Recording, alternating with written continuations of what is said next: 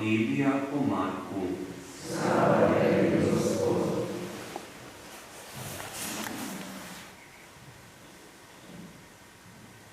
Tisti čas se je Jezus prikazal 11 in jim rekel: Pojdite po vsem svetu in oznanjujte Evangelijo vsemu stvarstvu.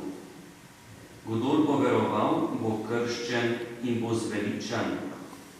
Kdor pa ne bo veroval, bo pogubljen. Tiste, ki bodo verovali, pa bodo spremljala ta znamenja. V mojem imenu bodo izganjali hude duhove, govorili nove jezike, kače dvigali stav, in če kaj strupenega izpijejo, jim ne bo škodovalo. Na bolnike bodo polagali roke in ti bodo ozdravili.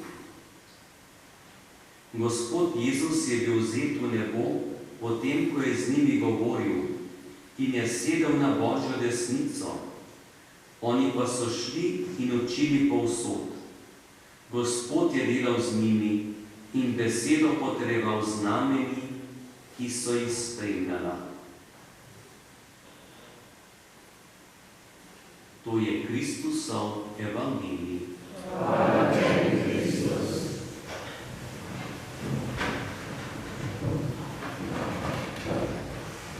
Današnji godovnjak, sveti Marko, začetek življenja nam je zakrit in predvidevamo, da je bil rojen leta 12, nekateri pravijo leta 20 po Kristusu, in da je sklenil svojo življenjsko pot na zemljo okrog leta 68. Je pa znano, da je doma iz Palestine in verjetno kar bolj iz premožnejše družine, ker prvotno ime, ki ga je dobil kot Jud pri obrezovanju, je Janez ali po hebrejsko Joanes. Kasneje pa morda bolj zaradi imenitnosti je pridobil še drugo ime ali si ga pridal, in to je bolj grškega izvora Marko. Tako da je z dvema imenoma Janez Marko. Mi ga poznamo samo pod imenom Marko, ker tudi evangelij nosi to ime Evangelij po Marku. Zelo močen, velik svetnik, saj so številna izročila tudi ob njem.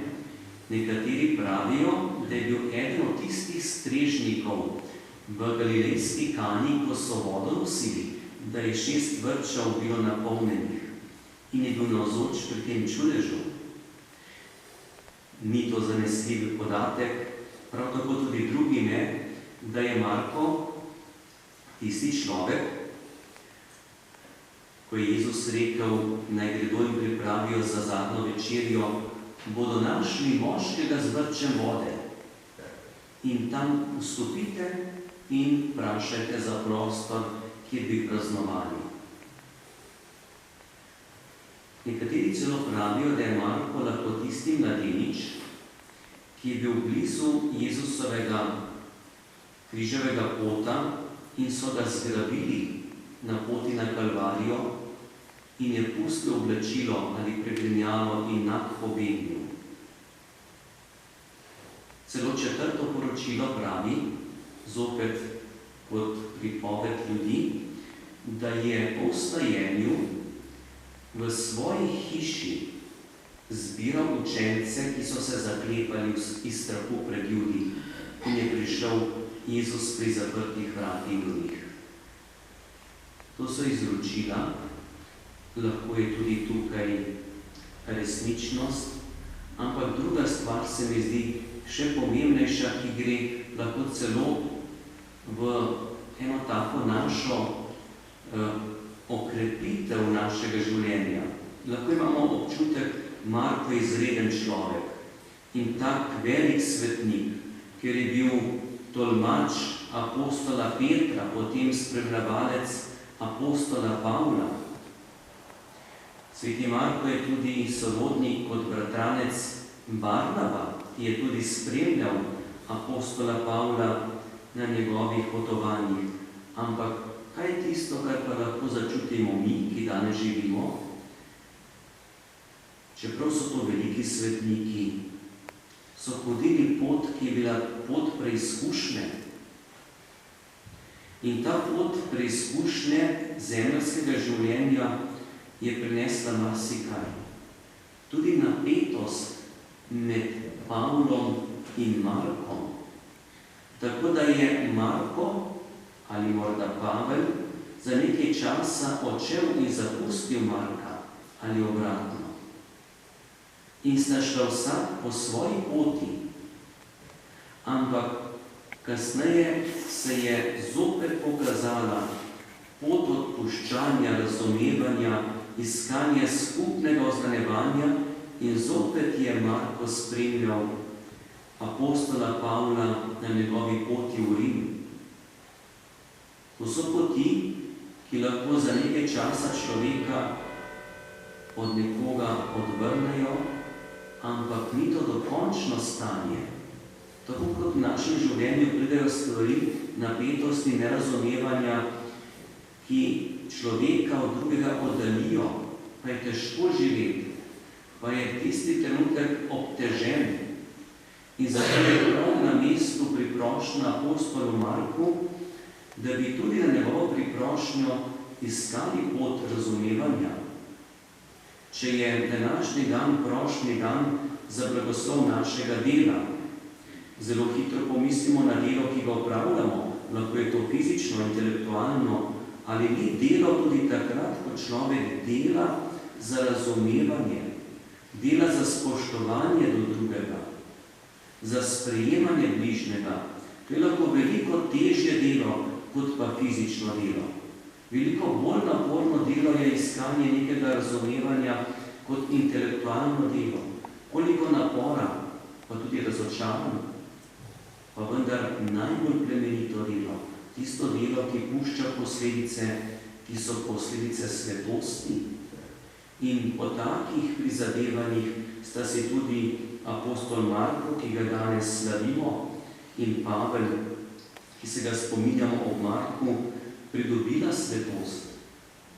In tako je tudi izoblikoval svojo držo in značaj in vero apostol Marko pri sebi, da je bil ustanovitelj cerkve v Antiohiji, to je na severnem delu Egipta. Koptska cerkev ima temelj pri svetem Marku. Kristjani, ki živijo še danes v Egiptu kot koptski kristjani, imajo svetega Marka kot ustanovitelja krščanske cerkve v severnem Egiptu.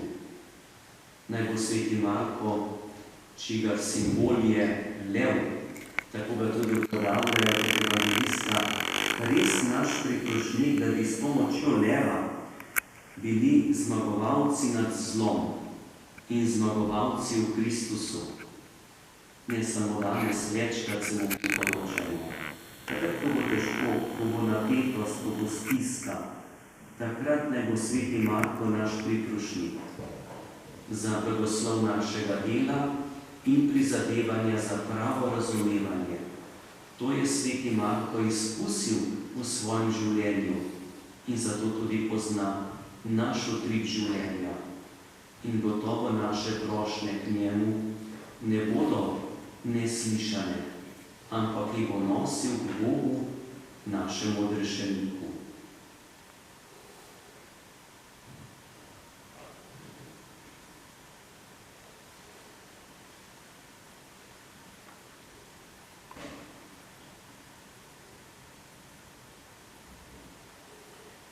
Sedaj pa, brati in sestre, ob praznovanju praznika svetega Marka prosimo, da bi Božja beseda tudi v naših časih oblodila bogate sadove. Sveti Marko je zapustil dom in domovino, da bi oznanjal Božjo besedo. Naj jo tudi danes vsi kristjani enako ljubimo in zaupamo v njeno moč in rodovitnost. Zvesto je poslušal oznanjevanje svetega Petra skrbno poslušamo svetega očeta, naše škofe in duhovnike. Prosimo, da usliši nas.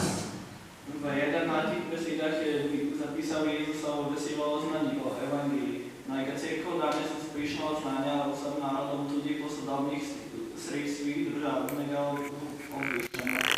Prosimo, da usliši nas. Neutrudno je izpolnjeval Jezusovo naročilo, oznanjujte evangelij vsemu stvarstvu. Naj ga tudi mi radi premišljujemo in drugim oznanjamo z besedo in zgledom. Prosimo, da usliši nas. Na njegov vod so naši predniki v prošnjih procesijah javno in zaupno molili za vse potrebe življenja. Naj tudi vsak dan bolj raste zaupanje v moč molitve. Prosimo, da usliši nas. Večni Bog, svojo skrivnost si nam razodel v svojem Sinu Jezusu Kristusu, ki mu je evangelist Marko posvetil vse svoje življenje. Usliši naše prošnje, da te bomo tudi mi po evangeliju vedno bolj poznali, ljubili ter prišli v tvojo slavo po Kristusu našem Gospodu.